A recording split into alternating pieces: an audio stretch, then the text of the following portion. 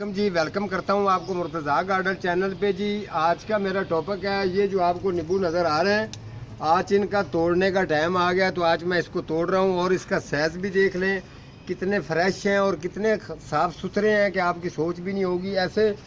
ऐसा नींबू आपको मार्केट में भी नहीं मिलेगा। कोई इसमें केमिकल खाद का जिक्र नहीं है बिल्कुल भी।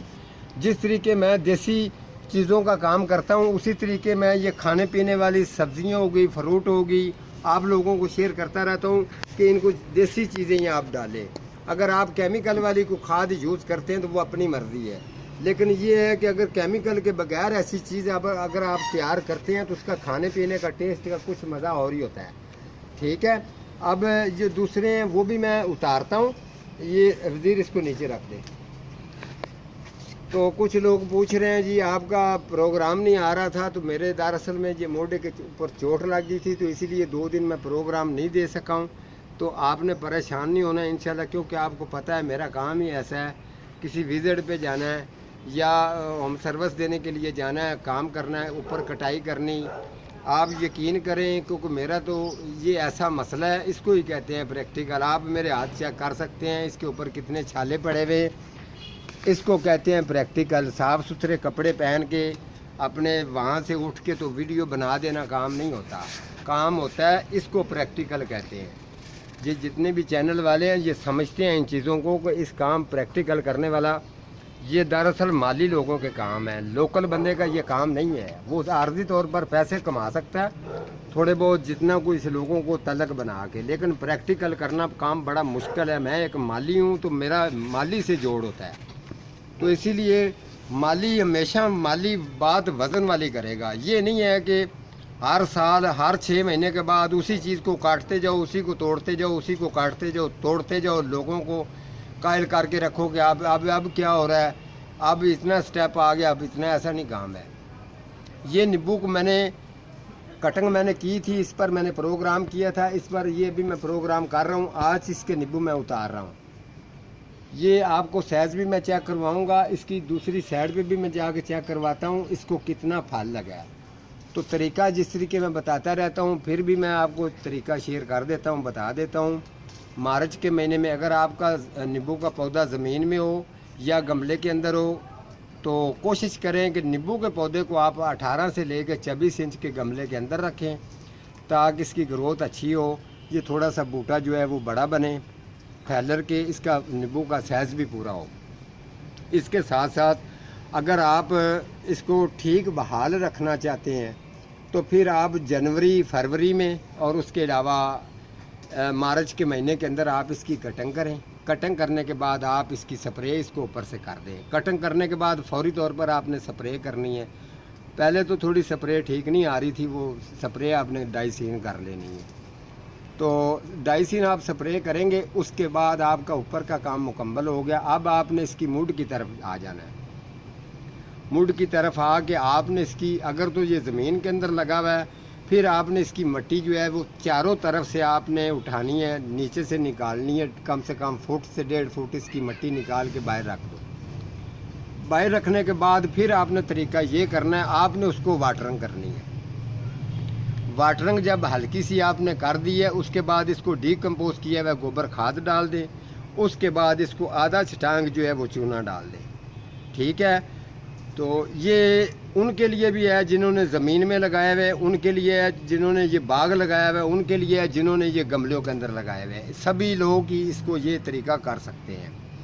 उसके अलावा कुछ लोगों की ये भी डिमांड थी कि आप ये नींबू फट जाते हैं, लेकिन इसमें एक भी नींबू नहीं फटा। मैं आपको ये मुकम्मल चेक करवाऊंगा। तो अब आपने तरीका, फिर मैंने बात वहाँ ही आ जाती है, बात को मैंने कंप्लीट करना होता है। आपने उसको चूना भी डाल दिया, डीकम्पोस्ट गोबर खाद भी डाल दी, आपने उसको वाटरिंग करके आपने छोड़ देना है। वो चारों तरफ आपने खड्डा उसका भर दिया है। उसके दूसरे दिन के बाद वो जो मिट्टी 1.5 फुट मिट्टी आपने बाहर निकाली थी, वही मिट्टी आपने वापस करवा देनी है। जब वापस इसके ऊपर कर देंगे, इसको ऊपर से हल्का सा जो है ना शावर करना है। फिर वाटरिंग भर के नहीं करनी, शावर करना है। उसके बाद थोड़ी थोड़ी सी मिट्टी जो है वो आपने इसके मेन जो मुड होता है, मेन स्लाइस है, उसकी चारों तरफ आपने थोड़ी थोड़ी सी ऊपर चढ़ा देनी है। ये आपका मुकम्मल हो गया।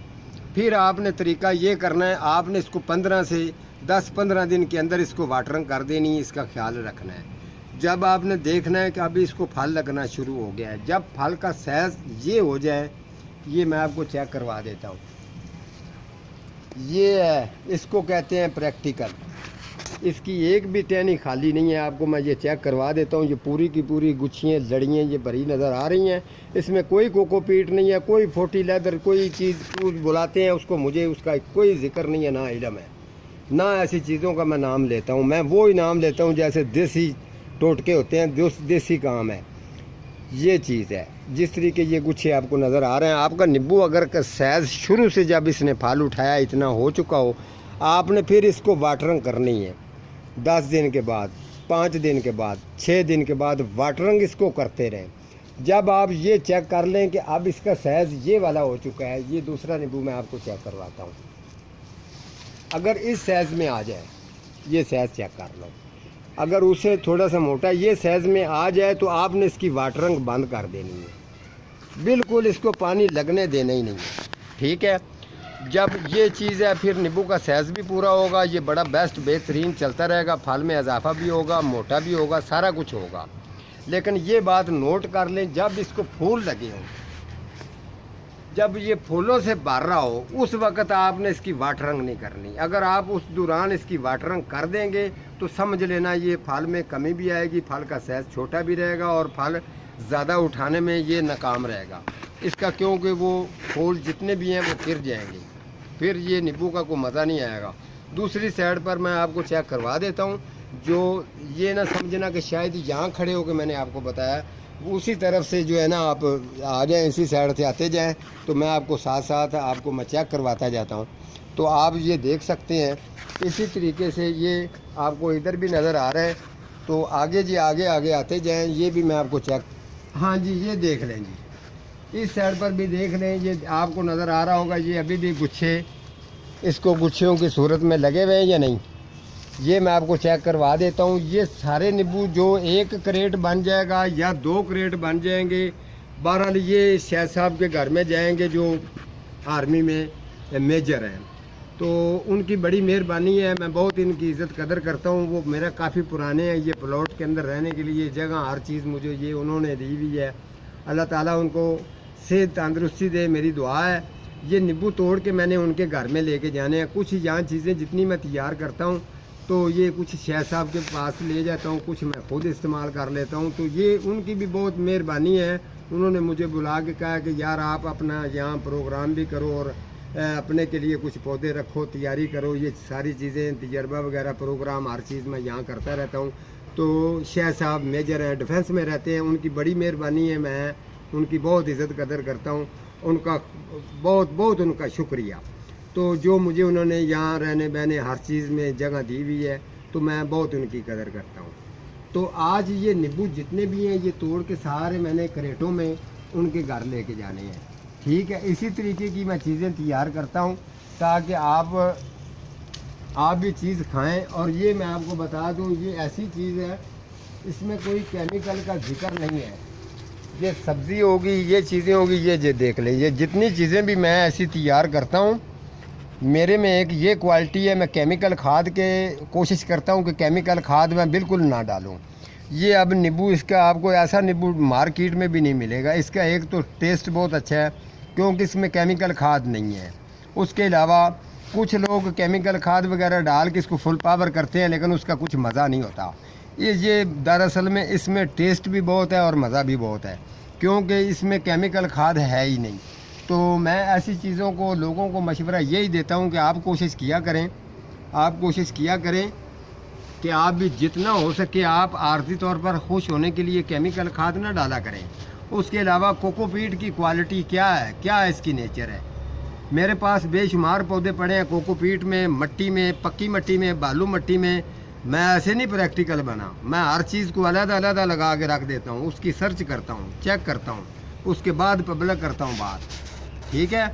आप चेक करेंगे तो आपको मज़ा आएगा। कोकोपीट की कोई, मैंने उसकी सर्च की है, मैंने कोई उसकी नेचर क्वालिटी नहीं निकाली। ये उस जगह पर मशहूर है जिस जगह पर मिट्टी की कमी होगी, यानी कि बाहर के मुल्क में इसको इस्तेमाल कर लेते हैं पौधे वगैरह ग्रो करने के लिए, यहाँ लोगों ने अपना कारोबार बनाया हुआ है।